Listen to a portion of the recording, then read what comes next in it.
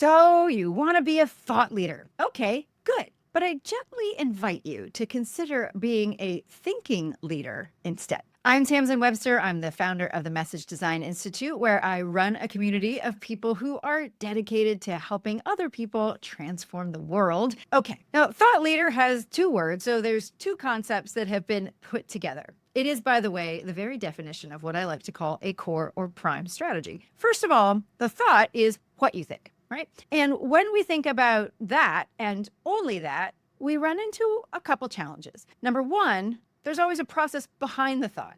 So there's what you think, but there's also how you think that got you there. The opportunity is that even when the thoughts are the same, what you think, and how you think in such a way that brought you there isn't necessarily the same at all. And this is a phenomenon, as surprising as it might be to you, that happens all the time, where two different people in two completely different places come up with the same idea, but sometimes from very different experiences and for very different reasons.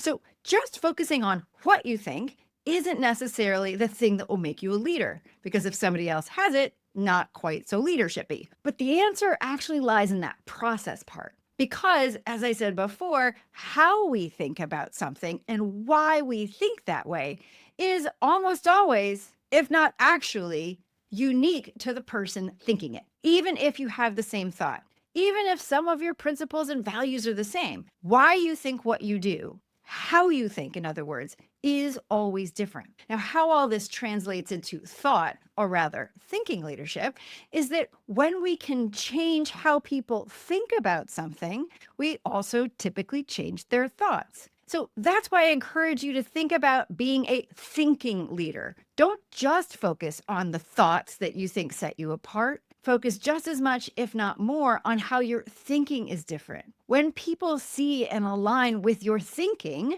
the thought naturally follows. And even better, it's much more likely to be distinctively and defensively only yours. How people think is one of the core focuses of the Message Design Institute. And in fact, we believe that all great messages and all great change starts with how people think about something in the first place. So we've created a framework for that. We call it the ITBA. It stands for if, then, because, and you can grab it right from getthehandout.com and get started on your own.